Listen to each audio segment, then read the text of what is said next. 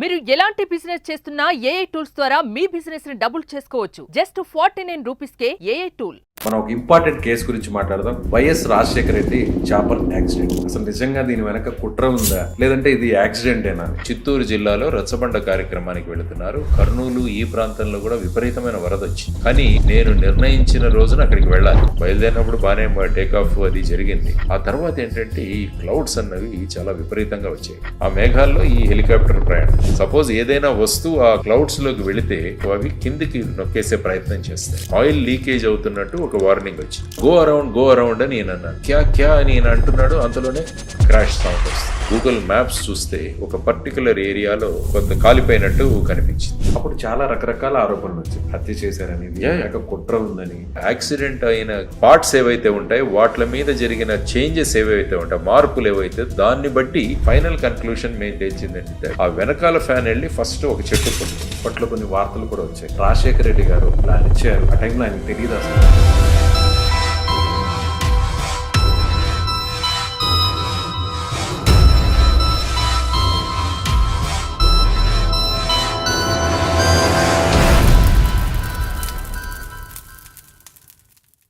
మన దేశంలో ఇటీవల జరిపిన అధ్యయనాల ప్రకారం 60 ఏళ్ల వయసు దాటిన వారిలో చాలామంది మోకాళ్ళ సమస్యలతో బాధపడుతున్నారు. అందులో మోకాళ్ళ చిప్పులు అరిగిపోయి చాలామంది సర్జరీకి వెళ్తున్నారు. అయితే సర్జరీయే దిక్కు అనుకునే వారికి ఎపియాన్ పెయిన్ క్లినిక్ ఒక శుభవార్త చెప్పింది. ప్లాస్మా థెరపీ ద్వారా ఈ సమస్యకు చెక్ పెడుతుంది. సో ఇమీడియట్గా ఈ సమస్యతో బాధపడేవారు ఈ కింద నెంబర్కు కాల్ చేయండి.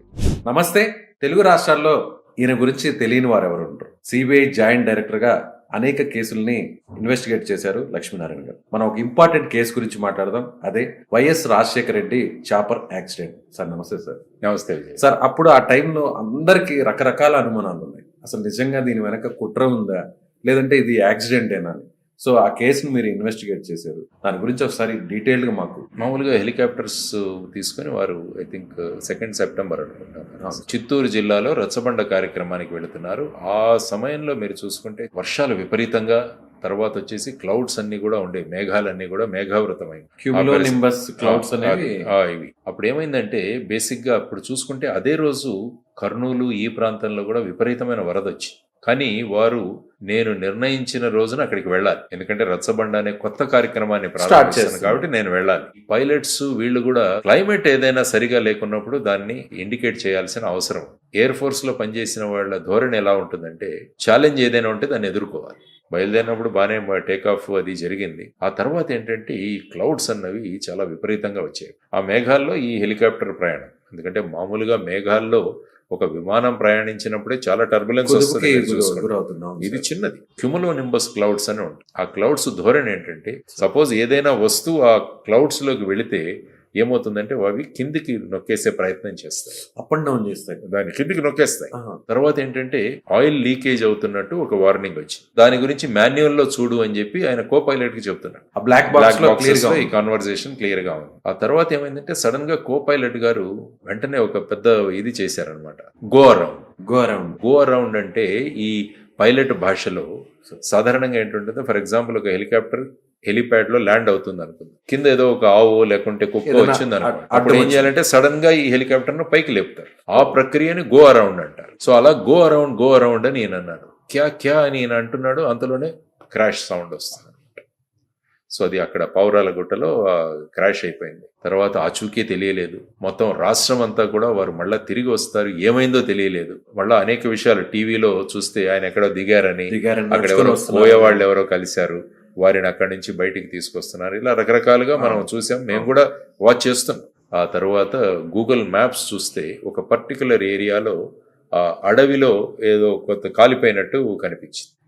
అప్పుడు ఇక్కడ నుంచి ఒక హెలికాప్టర్ తీసుకొని ఐ థింక్ రాజీవ్ త్రివేది గారు ఉండేవారు అనుకుంటారు దీంట్లో, గ్రే హౌండ్స్, వీళ్ళందరూ అక్కడికి దిగి ఆ స్పాట్ లోకి తీస్తే వీళ్ళందరూ కూడా అక్కడ హెలికాప్టర్ లో ఉన్న వాళ్ళందరూ కూడా క్రాష్ అయింది. అందులో రాజశేఖర రెడ్డి గారు, తర్వాత భాటియా గారు, ఎంఎస్ రెడ్డి గారు, తర్వాత వాళ్ళ పర్సనల్ సెక్యూరిటీ ఆఫీసర్ ఆయన వెస్లీ అనుకుంటారు ఆయన, తర్వాత సెక్రటరీ సుబ్రహ్మణ్యం గారు, వీరందరూ కూడా అక్కడ ఆన్ ది స్పాట్ ఆ విధంగా చేశారు. It's very unfortunate incident. అప్పుడు చాలా రకరకాల ఆరోపణలు వచ్చేసారు. అంటే కావాలని హత్య చేశారని, కుట్ర ఉందని, వాళ్ళిద్దరి మధ్య జరిగినటువంటి సంభాషణలో కూడా రకరకాల అనుమానాలు ఉన్నాయని, దీని వెనక వేరే సంస్థలు ఉన్నాయి, ఇలా రకరకాలు జరిగాయి. అవన్నీ సార్, ఆ టైంలో మీరు ఆ కేసుని టేకప్ ఆ చేశారు. ఇన్వెస్టిగేషన్ లో మనం ఏంటంటే బేసిక్ గా ఫస్ట్ ఆఫ్ ఆల్ హెలికాప్టర్ అంటే ఏంటి, హెలికాప్టర్ ఏవియేషన్ ఎట్లుంటుంది, ఇవన్నీ కూడా హెలికాప్టర్ కార్పొరేషన్ ఆఫ్ ఇండియా అని తమిళనాడులో చెన్నైలో ఒక సంస్థ ఉంది. సో ఆ సంస్థ దగ్గరికి వెళ్ళాం. ఆ తర్వాత వచ్చేసి ఇక్కడ ఏటీసీకి వెళ్ళాం, air traffic control Hyderabad.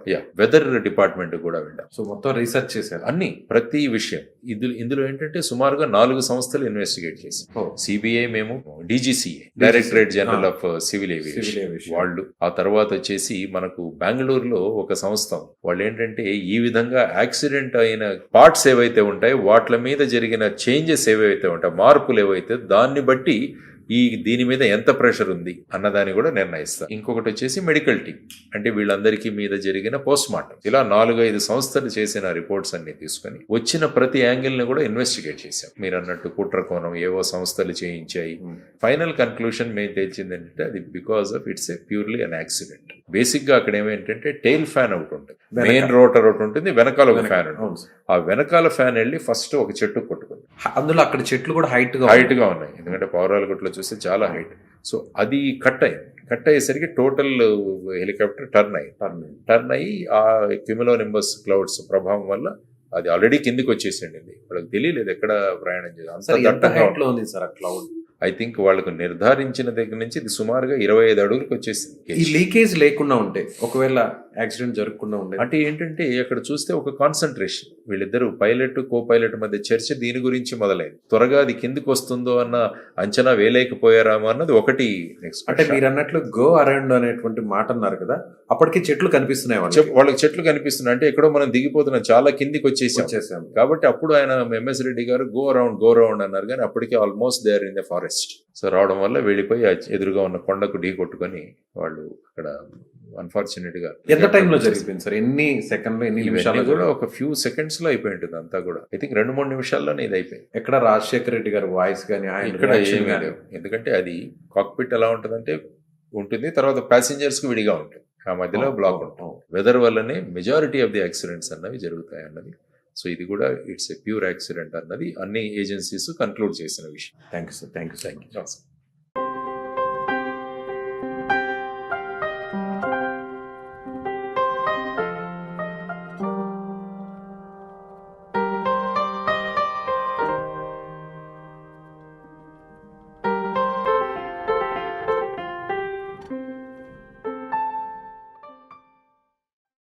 Suman టీవీలో మీ పర్సనల్ అండ్ బిజినెస్ ప్రమోషన్స్ కోసం కింది నెంబర్కి కాంటాక్ట్ చేయండి.